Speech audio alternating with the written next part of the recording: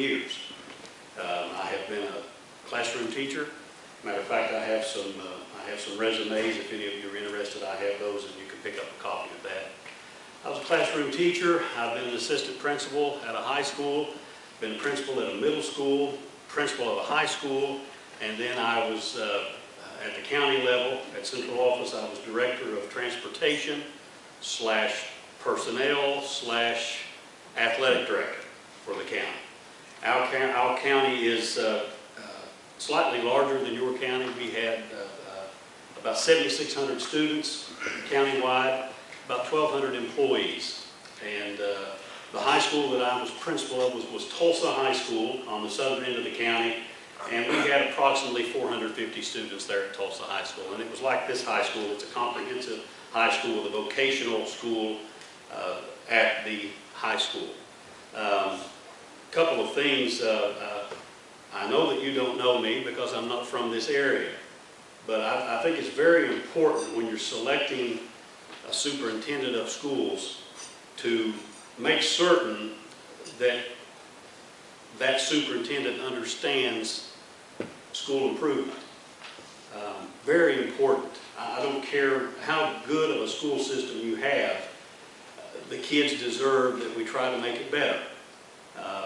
There are a lot of ways of doing that, but you can't expect someone that has never made dramatic improvement at their school to be able to make dramatic improvement at the county level. I have worked, I said, as a teacher, and there's an enormous difference between being a teacher and being an assistant principal. And there's an enormous difference between being an assistant principal and a principal. And there's an enormous difference between being a principal and being experienced at the county level. You have to wear a lot of different hats. You have to be able to make quick decisions, and you have to understand and know that kids do always come first.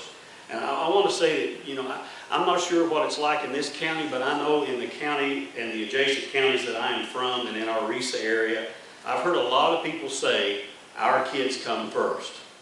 But to be quite honest with you, I haven't really seen that as often as I've heard it. But I assure you, that as a superintendent here in your county, Pocahontas County, I would put students first. And everyone else would need to get in line behind the kids. Kids absolutely, positively come first. So I believe we have some questions. What do you see as the most critical issues facing public education, and how do those issues impact Pocahontas County schools? Secondly, based on the critical issues you have identified in the first part of the question, what career experience have you had that will allow you to successfully address these issues, particularly in a way that is beneficial and constructive for Pocahontas County? If you asked me 10 years ago, what was the, do I have to stand behind this? No. Okay. I would rather not. Can you hear me okay? If you say no, you heard me. Here's a book.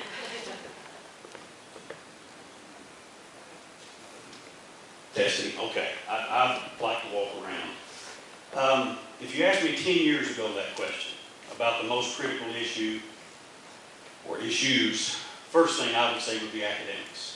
That's what we do, that's who we are. We are responsible for educating our kids to give them the tools that they need to be successful in the outside world and in our society. Unfortunately, I no longer have that luxury. Something happened September of 2001, changed that. You ask me now, what is the first and foremost responsibility of the education system to our kids? Number one is now safety. We live in an area. We live in an area where we sometimes take that for granted.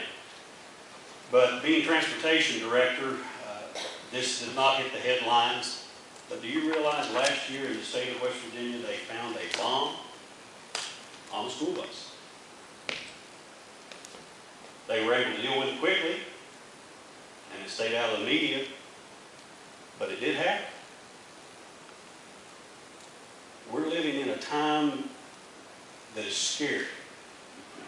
We have outside influences and inside influences that are dangerous for our kids.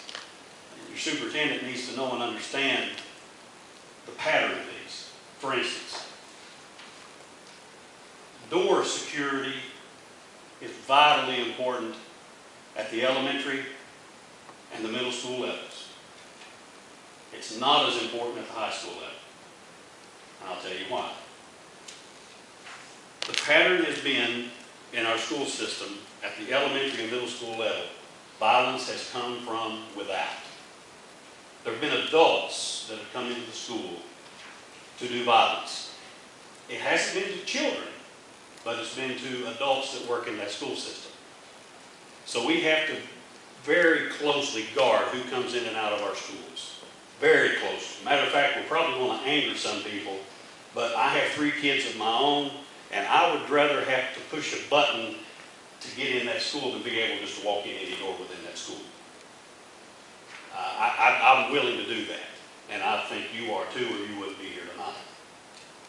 At the high school level, the pattern has been that the violence has come from within. We have a lot of kids that are very angry, and they're angry because they don't fit in. They're angry because they don't think they belong. We need to address that as well. We need to make sure and identify that if kids need special attention, if they need counseling, we need to watch closely as we deal with those issues. But you can't handle safety the same way at the elementary level as you do at the high school level, because they're completely different. But safety and protecting our children is of the utmost foremost. And Wayne County has made dramatic improvements in that over the past 20 years that I've been there. Something else that is going on, you asked me 10 years ago, I would have said academics. If you ask me today, I'll still say number 2 is academics. We're here to educate our kids. No excuses. Doesn't matter what their background is. It doesn't matter what success they have had in the past. It is our responsibility to educate them to our fullest potential and to their fullest potential. Something that we have done in education is we have educated the middle group fairly well. But those students who do not have the academic skills, we will call that the lower group, and then we will call the students who are bored to death in school the higher group. We tend to forget those kids. We need to meet the needs of all of our kids. We need to have classes and schedules that are specifically constructed to meet the needs of every child at every level. And I should be able, you should be able, principals should be able to walk into a classroom at any time, and the teacher should be able to inform you where the students are, and I don't mean there and there and there. I mean where they are academically. And pulse needs to be taken of that on a frequent basis. So secondly, academics would be the number 1 area of school improvement that we need to face and we need to deal with. I was principal of Tulsa High School in southern Wayne County. I arrived there in 1999. The school had been in existence for 12 years and had never been fully accredited by the State Department of Education, mainly because of low student achievement. I walked into that school, and tell me if this would not scare you to death as a principal and guidance counselor. The schedule didn't meet the needs of the kids. So I told my staff and the guidance counselor, I had a coordinator, I said, we've got to change this schedule. And she said, do what? I said, this schedule does not meet the needs of our kids. We have to change this schedule. She said, you can't do that. I said, well, sure I can. So 2 weeks in the school year, we completely revamped the schedule and changed the schedule of that, because I'm sorry, 2 weeks of confusion is a whole lot better than a full year of confusion. So we changed the schedule to meet the needs of the kids. And based on those schedule changes, within 1 year, Tulsa High School was fully accredited. It had never been in 12 years. Didn't have to fire anyone. We had some teachers retire, but we were successful. In 3